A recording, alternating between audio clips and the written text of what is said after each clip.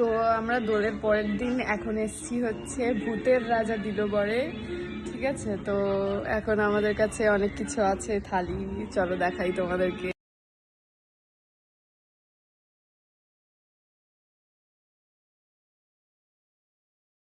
প্রথমে এখানে আছে ভাত, ডাল, শুক্তো, এটা কি কচু, চিংড়ি মাছের মাথা দিয়ে কচু শাক, আলুর চিপস, এখানে আছে হচ্ছে এটা পাঁপড়, এটা হচ্ছে চিংড়ি মালাইকারি, এটা হচ্ছে কাঁচা লঙ্কা চিকেন, চাটনি, দই,